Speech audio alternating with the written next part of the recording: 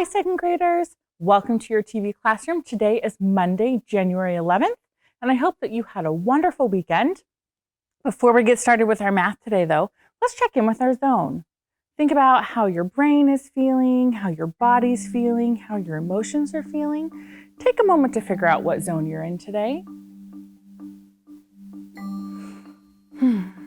Guess I'm in the green zone today. I slept well last night, and this morning, Oliver, when I left, he said, "Bye, Mama, wavoo." He's learning to talk, and that just makes my heart feel so happy. So I'm in the green zone.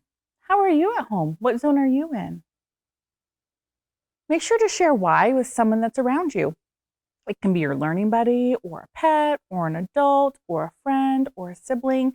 It can be anything, but it's important to share our feelings and emotions. Now, it's Make It Monday. Are you ready? Let's see if you can figure out ways to make this number. What are the ways to make the number 64? We could do expanded form. 60. Ooh, I don't like red. It was not supposed to be red. Red can be kind of hard to see on the screen. I wanted blue. 60 plus 4. That makes 64. What's another way to make 64? 32 plus, I do not know. This keeps doing this to me, and I don't know why, friends, so I'm just going to go over here. 32 plus 32. It's another way to make 64. You could do 24 plus 40. Okay. What's another way? We could do $30 plus $34. Would that make 64? There are lots of ways to make 64. I think Mr. Kevin has one. I was just going to say $30 plus $34 would make Mr. Kevin happy. Oh, yeah. Oh, I think it would make me happy. I think it'd make our friends at home happy too. $64 sounds great, doesn't it, friends? So, if you can think of another way, feel free to email us here at the TV Classroom and share your ways that you made 64. Today, we are learning strategies to solve problems involving time. We've been working on telling time. It's a really important skill because while you might have a digital watch on your arm or you might have a phone that has a digital time, what happens if those things run out of battery and all you have is an analog clock and you don't know how to read it? That's not going to work. So it's really important that you know how to tell time on an analog clock. Or what if you travel one day to another country and they use analog clocks only? You're not going to know how to get around. So even though sometimes it's really hard to learn to tell time, it's so important that we do so. And it's important that we understand that a clock is showing time that's already passed. It's telling us how much time has passed within the hour and within the day. And then we reset again at midnight and we do it all over again. We reset at noon and then midnight and then noon and then midnight. Sometimes though, if like you're in the military, there's a thing called military time and they do the full 24 hours, which is confusing. And we're not going to go there. But know that some people even go even more confusing than what we're learning. So, are you ready? Let's look at some clocks. Take a look at the clocks on the screen. What time does each clock show? I want you to write each clock's time in order on your whiteboard. I'm going to give you 1 minute and then I'm going to tell you the answers. Are you ready? Go.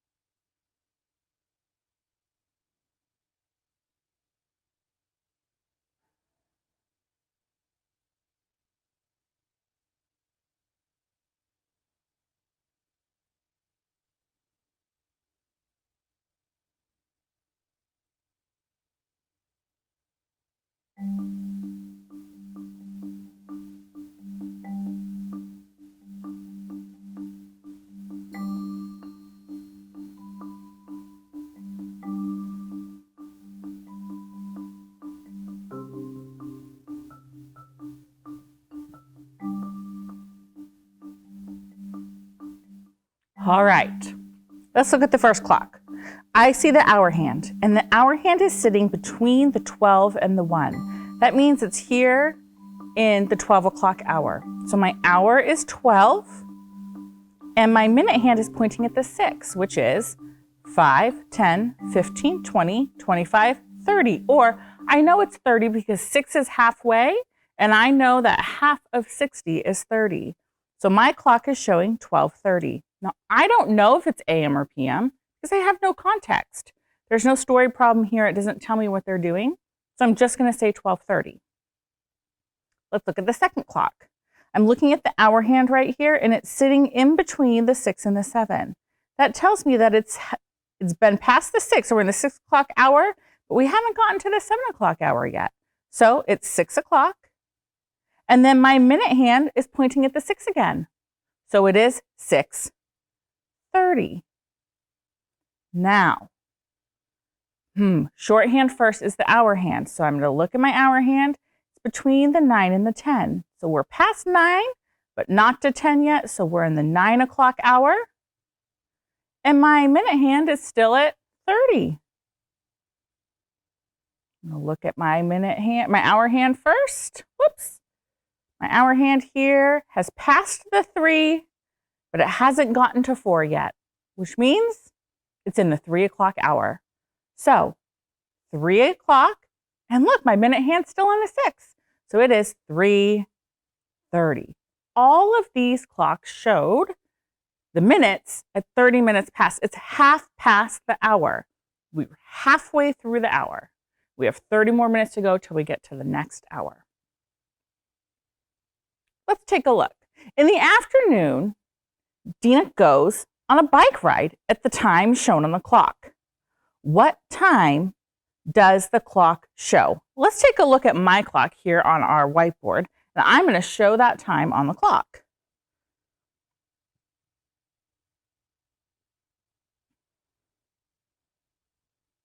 Okay, this is the time on the clock. What's the time? Write it on your whiteboard.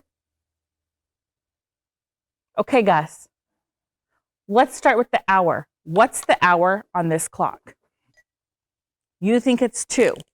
Pebble, you think it's 3. This is a really common problem when you're learning to tell time because it looks like it's pointing at the 3. It's like almost there, but it's not. Look, it's still in the pink. It hasn't reached the 3 yet because look, I know because my minute hand's still over here and it's not going to reach the 3 until my minute hand gets all the way to the 12. We're still in the 2 o'clock hour. We're almost done with the 2 o'clock hour. We've gone through all of these minutes, but we have not finished the full circle yet. It's not going to hit the 3 until we finish the full circle. Have we finished the full circle with the minute hand? No, it's really important to look at where the minute hand is on the clock. It gives us a really good clue as to which hour it is. So it is still here in this 2 o'clock hour, right? We've passed the 2, but we haven't gotten to the 3 quite yet. We're almost there. So our hour is 2 o'clock. Now, what's our minutes? If you don't know, what could you do? Yeah, you could skip count. 5, 10, 15, 20, 25, 30, 35, 40, 45. That would work. What's another way you could figure that out? Yeah, we know that the 6 is 30, and then we could just skip count by 5, 30, 35, 40, 45. We call that using a landmark number, something we know to help us solve without having to count all the way. So what time is it? It's 2:45 what? Is it AM or PM? I'm going to read the problem again. In the afternoon, Dina goes on a bike ride. There's your clue. I just read it. What did it say? What was our clue? In the afternoon, Dina goes on a bike ride. Are we before noon or afternoon? Afternoon. And how do we show that this is afternoon? Yes, it's PM. All right, let's go back to our PowerPoint. Caleb plays basketball on Saturday mornings. Oh, there's an important word. I'm going to highlight it. What was my important word? Mornings. His game starts at the same time shown on the clock. Okay. Show the same time on the digital clock. Well, first we've got to figure out what that clock shows. So I'm going to make it on my clock, and let's see if we can figure it out together. Okay, let's look at my clock, and we're going to see if we can figure it out. Mr. Kevin, can we get whiteboard? That's okay. Okay, so first let's look at the hour hand. What do we see here? What hour are we in? See, that hour hand's gone around. It's past the 7. It's past the 8. It's past the 9. Is it at the 10 yet? Nope. It's still in the orange. So what hour are we in? The 9 o'clock hour. And where's our minute hand? It's on the 3. Does anyone remember what the 3 is? Yeah, it's 15. So it is 9:15. Let's go back to our PowerPoint and let's fill it in. You ready? This clock we decided showed 9:15. Now it says, circle AM or PM. Which one am I going to circle? Let's go back to the problem and look at that word we highlighted, mornings. Is it AM or PM if it's in the morning? It's AM. It's before noon. It's morning time, which is AM. Say morning, AM. Afternoon, PM. Very good. Sophia has a meeting at the time shown on the digital clock below. Show the same time on another clock. Oh, on the other clock. Now, you might not have a clock. You might. If you do, draw on it. If not, you can just make a circle and show me where you would put the hands. 1:40. If it's 1:40, is my hour hand going to be closer to 1 or closer to 2? Because my minute hand, let's put our minute hand in. My minute hand's going to be over here. So is my hour hand closer to the beginning of the hour? Or have we traveled and we're kind of at the end of the hour? Yeah. Let's look at my clock on the whiteboard. Let's pretend it is 1 o'clock. Okay? So we're at, hang on. They're sticking together. We're at 1 o'clock here. Okay? And the minutes are going to go around. And look at this. This is hard to do with that. Okay. The minutes are going to go around. We're traveling around the hour, and the hour hand moves. It's going to be, we've passed the halfway point, and we're nearing the end of the hour, which means this hour hand is going to be close to getting to the next hour, which is 2. So how do we draw that on this clock? Yeah, we would make the hour hand not at the 2 yet, but closer to the 2 than the 1, right? Kind of like that. Why it makes it tricky to know? Yeah, it's hard on this clock because it's so small, but I'm using one of these stylus, but it's closer to the 2 than the 1. Okay, Jane gets home from school at the time shown on the clock. What time does Jane get home? I'm going to give you 1 minute. Please solve. And think about if Emily is correct or incorrect when she chose B as her answer. Go.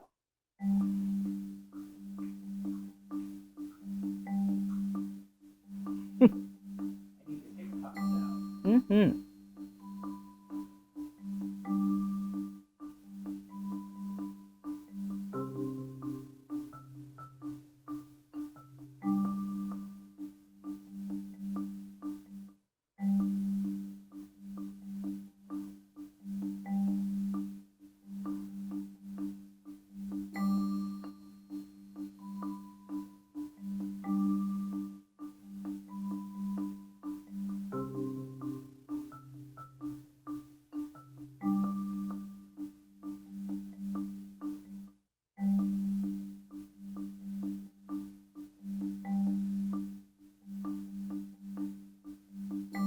Okay, second graders. The hour hand is past the 3, but not to the 4. So I know it's not going to be 5, and I know it's not going to be 4 o'clock. So those answers are gone. So now I have to decide, is it 3:05 or 3:25? So my minute hand is pointing to the 5. What does that mean? Has it been 5 minutes past 3 or 25 minutes past 3? Let's hit count and find out. 5, 10, 15, 20, 25. And it's 3:25. But Emily chose B. What did Emily do? She did what another common misconception is with kids when they're learning how to find the time for the first time on an analog clock. She said this is 1 minute, 2 minutes, 3 minutes, 4 minutes, 5 minutes. But that's not how a clock works. Each of these represents a group of 5. So she made the mistake of counting the numbers of the minutes instead of skip counting by 5. For your assignment today, you're going to practice more telling time. The thing about telling time is you have to do it over and over and over until you get really good at it. So you're going to do page 285 and 286 in your workbook. Did we model problems today? Yes. Did we choose efficient strategies for figuring out time? Yes. Did we sit there and count every little tiny thing to count by 1 minute? No. We talked about having landmark numbers and counting on or skip counting by 5. And did we explain our thinking? Yes, we did. Nice job, second graders. Thank you so much. Now, before you go, you need to make sure you have your materials for ELA with Miss Oslin. You'll need your ELA packet, your pencil, and your learning buddy. Have a great break, and I will see you tomorrow. Bye.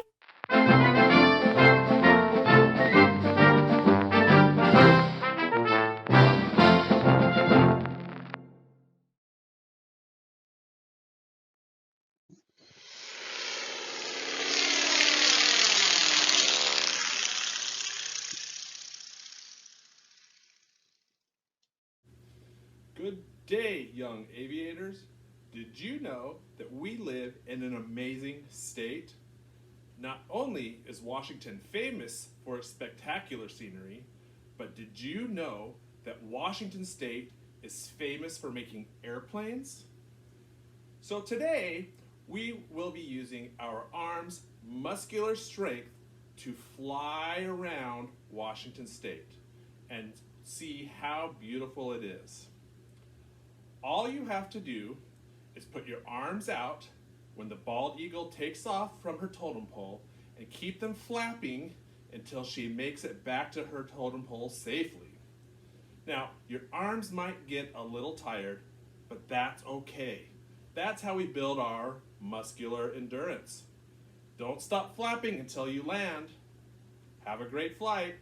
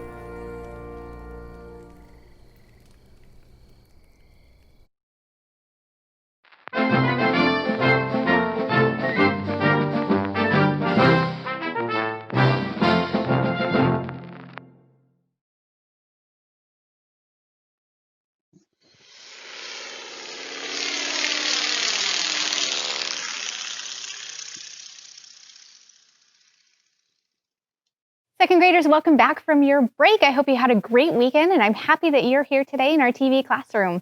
You actually only need your learning buddy today. So good for you for following directions and getting your ELA packet and your pencil. You can put those to the side for now. Today, we are going to talk about the importance of stopping and thinking about how others feel. We started learning last week about empathy. And we talked about how empathy is being able to understand or see how someone else might feel. So today we're going to actually practice stopping and thinking about how others feel. Before we get started, I want you to think about a time when you have been able to stop and think about how someone felt. Take some think time.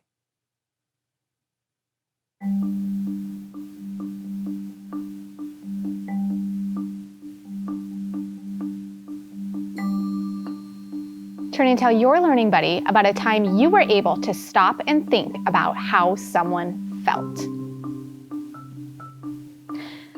Gus, I'm thinking about at breakfast this morning. I was in a hurry and I was just trying to get Max and Charlie ready and finish their breakfast and get out the door. And I was able, and then I looked at them and they looked kind of sad. And I noticed that they probably felt kind of overwhelmed because I was rushing them. And they were probably actually feeling hungry too because I did not give them enough time to finish their breakfast. Now, as we read a story today, I want you thinking about a time when you were able to stop and think about how someone felt. And that is going to be your independent work today when I send you off by yourself, is you're going to write about that. So be thinking about that. And I'll give you another opportunity after we read our story to think and talk about it before you do go write. Now, you'll remember empathy, the first step in empathy is to stop and think about how someone feels. And that can be really tricky because we each have our own emotions and we each have our own way of thinking about a situation. But in order to have really strong relationships with the people around us, we need to understand that even though we're in the same situation, we can feel differently. And as a productive member of our society and of our community and your family and your classroom, it's important to show empathy. And the first step is to stop and think about how someone feels. And one way that we do that is we actually stop and think. And this is another strategy that we've used to help us focus. But today it's to help us stop and think about how someone else feels. So if it's helpful to you, you might actually do this. Stop and think to give yourself a reminder of the first step of empathy. So let's practice doing that together. Are you ready? Get your hand up and say it out loud with me. Stop and think. And then, how do you stop and think? Here's some strategies. You use self-talk to tell yourself to stop. That's what we just did. You use the stop and stay cool to calm down. You take a break from what you're doing. To help yourself wait, like if you're waiting for your turn to do something, you can think about something else to help pass the time. That's something I do. To stop hurtful or interrupting words, you can breathe deeply, try self-talk, or press your lips together like this. You can try to keep your hands in your pockets or your arms crossed to keep your hands to yourself.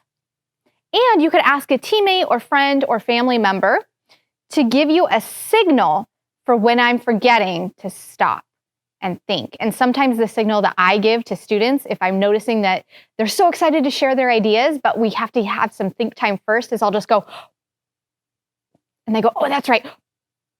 And they hold their ideas in. And that also gives them more time to think more because they might come up with more or deeper ideas. Today, we're going to read a new story called Jamaica's Blue Marker. And we've read a book about Jamaica before. This author is Juanita Havil, and the illustrations are by Anne Sibley O'Brien. And we're going to read about how Jamaica, our main character, has to practice using empathy, where she stops and thinks about how someone else feels. And in this story, it's rather tricky because the person that she has to stop and think about how they feel isn't being very nice. And it can be really hard to stop and think about how someone else is feeling, especially if they aren't being very nice. And as we read, remember to keep thinking about examples of when you have had to stop and think about how someone else felt. Jamaica closed her eyes and thought about her picture. Mrs. Worth always said to think first, then draw. Jamaica opened her eyes and drew a tree on her big sheet of paper. Then she drew leaves falling off the tree and colored them yellow. Jamaica, Mrs. Worth said, could you please share your markers with Russell? He doesn't have any. He never has anything he needs, Jamaica thought. But she said, okay, even though she didn't want to share her markers with him. Russell brought his paper to Jamaica's table. He sat down beside her and grabbed her blue marker. Jamaica picked up her brown and orange markers to finish her picture. She didn't pay any attention to Russell. After a while, she peeked at his paper. Russell was making squiggly circles all over his page. We're supposed to draw a fall picture, Jamaica said. Who says? Mrs. Worth, don't you ever listen? I don't have to. Russell reached out with the blue marker and made a streak across Jamaica's picture. Russell, stop! Jamaica shouted. But Russell scribbled all over Jamaica's yellow-leafed tree. Mrs. Worth, Jamaica cried, Russell wrecked my picture. Mrs. Worth hurried over to the table. Russell, did you do this? She held up Jamaica's picture. Mrs. Worth couldn't get Russell to say, I'm sorry. He had to go sit alone and work on spelling until art was over. How do you think Jamaica feels when Russell scribbles all over her picture with a blue marker? Take some think time.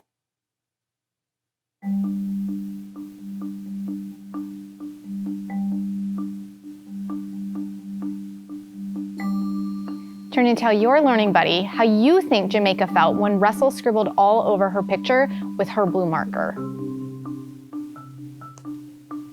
Gus, I think Jamaica's feelings were hurt. I'm looking at her face and she isn't smiling. She's kind of frowning and she has her eyes down.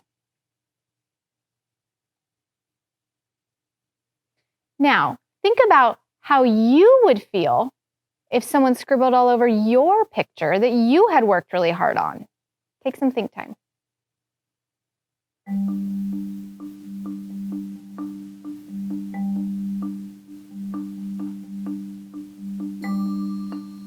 Turn and tell your learning buddy how you would feel if someone scribbled all over your picture with a blue marker.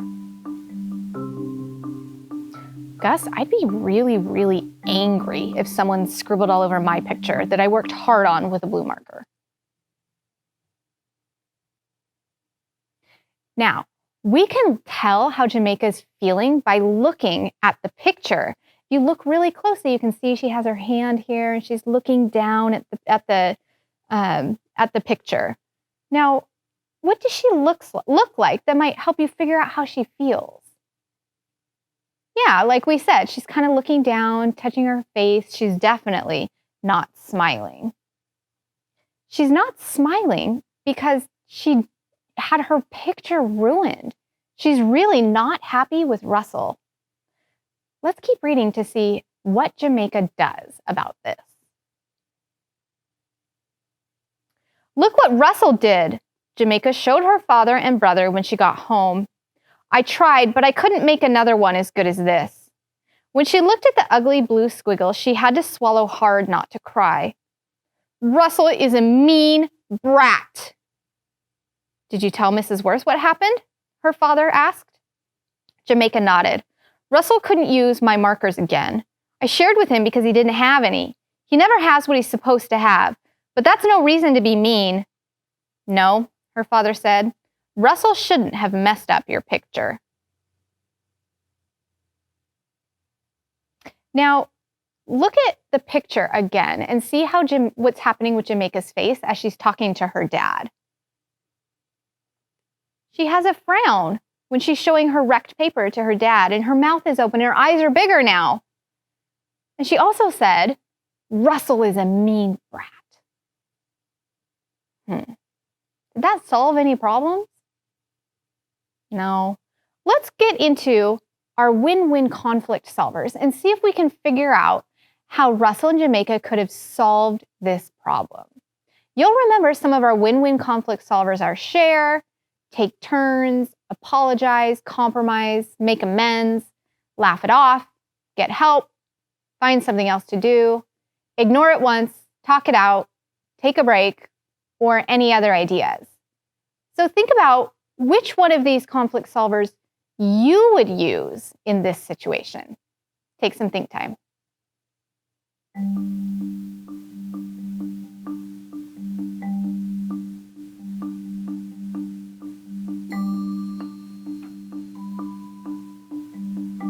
Turn and tell your learning buddy what you're thinking. Gus, I'm thinking that I would first try to talk it out with Russell, use an iMessage to tell him how I'm feeling. And if he isn't willing to help solve this conflict by apologizing or helping me draw a picture, then I would probably need to take a break and take some space from Russell because I would be pretty angry. Now, you might have chosen a different conflict solver, and that's okay because there's lots of different options and different ways for us to find win-win solutions to our conflict so that both people feel okay with the outcome and both people get some of what they want. Now, let's keep reading to see what else happens with Jamaica and the blue marker. The next time they had art, Jamaica was glad Russell didn't sit at her table. Then he couldn't bother her, and she didn't have to share her markers with him either. But at recess, Russell threw sand at her and chased 2 other second-grade girls, so he had to go to the office. Before he came back, Mrs. Worth said, I would like to tell you something. Can you keep a secret? Yes, Jamaica shouted with her classmates. We're going to have a going-away party for Russell on Friday. His father has a new job in another town. They will be moving over the weekend. I thought that you might like to make some cards to say goodbye. Then Russell will have something to remember us by. Mrs. Worth passed out paper. Then she showed everyone how to fold the paper into a card. Jamaica didn't want to make a card for Russell. She was glad he was moving. Then he wouldn't bother her anymore. She put the paper in her desk. Now, we know that Russell is going to move and that Jamaica doesn't want to make a card because she is still mad, sad, or upset with him. At supper, Jamaica said, I like living here. I like my house and my room and the tree in the front yard. I like my school too. I'm glad you do, her mother said. I wouldn't like to move. Who said anything about moving? Aussie said. Russell is moving, Jamaica said. Lucky you. He won't mess up your pictures anymore, Aussie said. I wonder how Russell feels about moving, Dad said. He might be upset. Has he talked about it? Russell doesn't say anything. He just gets in trouble, Jamaica said. Now, here, Jamaica's dad has said, I wonder how Russell feels about moving. He's inviting Jamaica, or modeling for Jamaica, how to use the first step of empathy, which is to stop and think about how other people are feeling. And in this case, he's inviting her to stop and think about how Russell might be feeling about moving. So Jamaica might actually do this, stop and think, to remind herself to show empathy. Now, her dad suggested that Russell might be feeling upset. So let's talk about that feeling upset as we look at our feelings tree. The main feelings that we have in our feelings tree are happy, mad, sad. And we've worked to add angry, disappointed, thankful, angry, frustrated, scared, embarrassed. These are all other emotions or feelings that we've added to our feelings tree. And up at the top, I added upset. And upset can mean to feel worried or anxious. So Jamaica's dad is suggesting that Russell might feel upset, worried, or anxious about moving. He's practicing showing empathy. Russell didn't come to the classroom on Friday morning. He was with his mother in the office. Jamaica looked at his empty desk. Next week, Russell would be gone. He wouldn't be at his desk ever again. She decided to make a card for Russell. She got out the blank card and her markers too. Now, why do you think Jamaica changed her mind about making a card for Russell? Take some think time.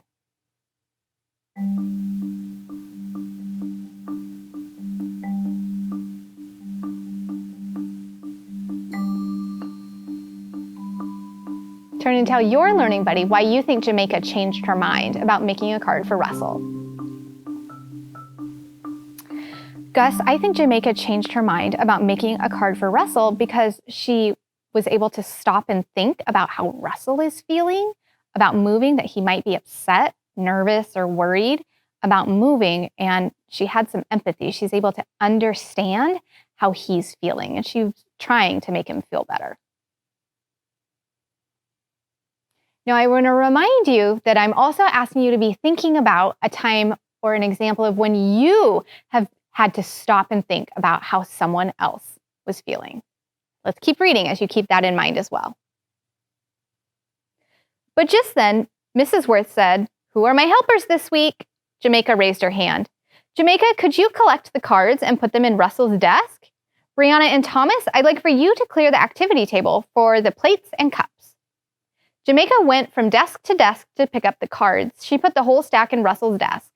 As she closed his desk, Russell came in with his mother. The party started. They played games for a while and ate cake. Russell opened his desk and took out all the cards. "Look, Mom, everybody made a card for me." Not everybody, Jamaica thought. She took the blue marker out of her marker bag. Then she ran up to Russell. "This is for you, Russell." She handed him the marker. "You can use it at your new school." So even though Jamaica's too late to make him a card, she did think to give him the blue marker that he liked when he borrowed it from her. "But you might need it," he said. "You like to draw. You draw the best pictures in the class. What if you have to color the sky?" "Someone will share with me." "Thanks," he said.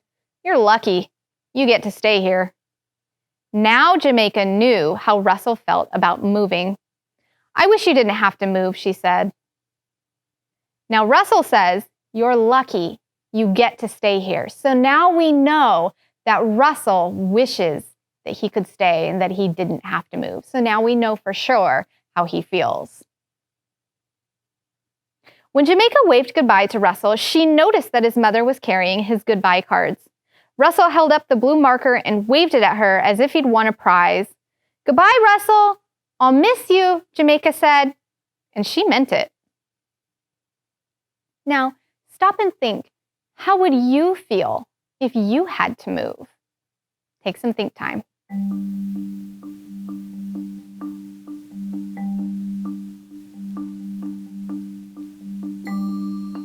Turn and tell your learning buddy how you would feel if you had to move. Gus, I would feel sad if I had to move because I really like living in Tacoma. I like my house. I have family close by. I have friends. I have my students. I'd be really sad. Now, thinking about how you would feel if you had to move, think about how Russell was acting in this story. And we know he didn't want to move because he said, "You're lucky, you get to stay here." And Russell scribbled all over Jamaica's picture. He threw sand at her. He was chasing other kids around the playground. Why do you think he was doing that? Take some think time.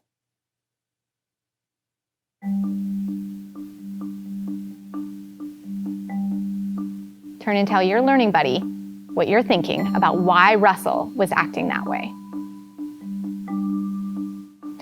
Gus, I think Russell was acting that way because he was upset about moving. He doesn't want to move. And so him acting out is just a way of him trying to express how he's feeling. Now, we're learning how to stop and think about how someone else is feeling. And it's important to do this to show empathy because sometimes people are acting in a certain way that if we stop and think about how they're feeling, we can better understand what they're doing and why they're doing it, much like Jamaica did with Russell. We are learning that the first step in empathy is to stop and think about how someone feels, like Jamaica's dad encouraged her to do with Russell.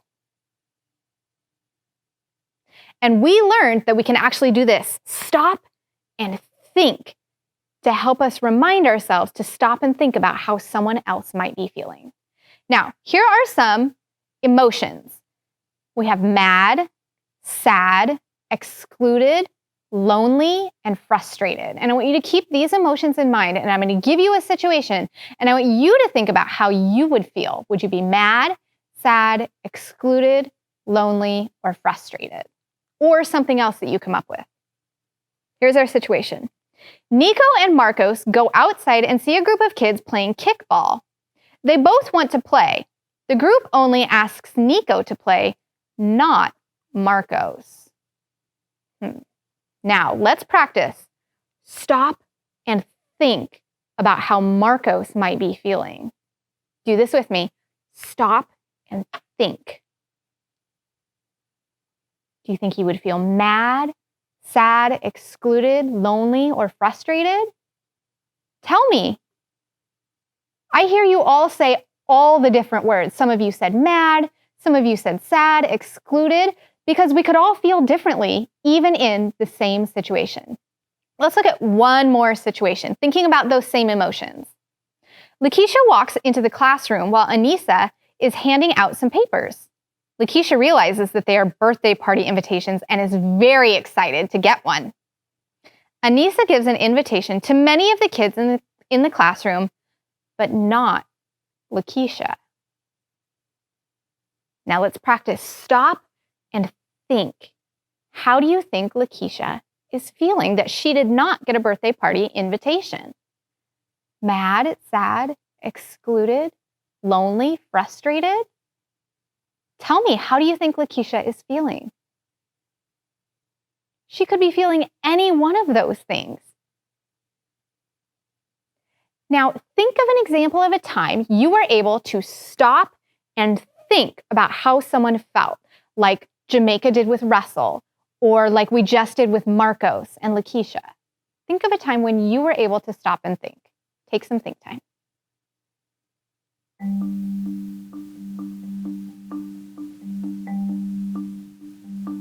Turn and tell your learning buddy a time you were able to stop and think about how someone felt. Go ahead.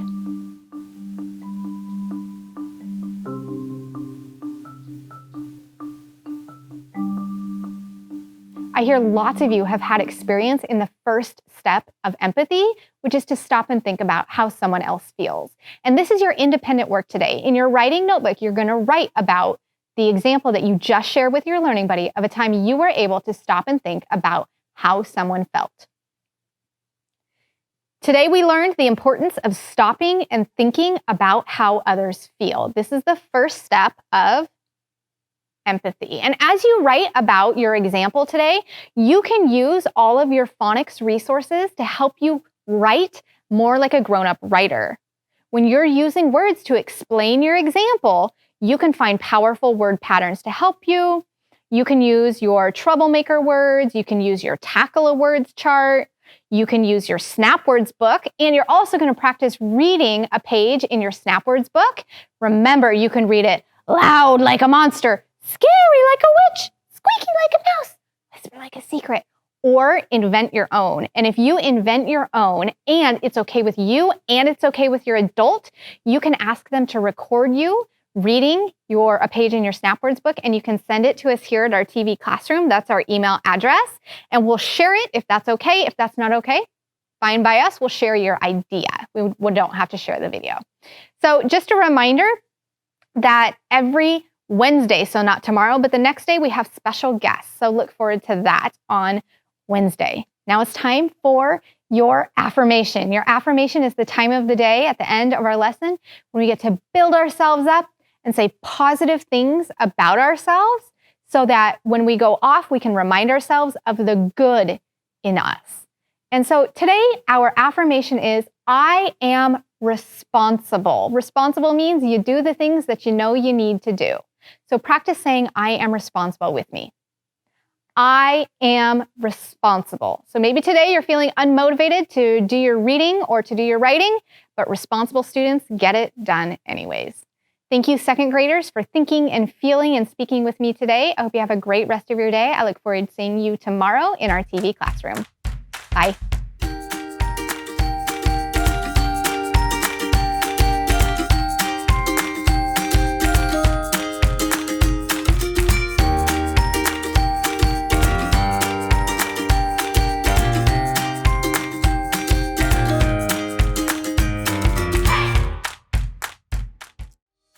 Hey kids, we want to see your work. Just send your pictures and your stories to TV Classroom, 601 South 8th Street, Tacoma, Washington, 98405.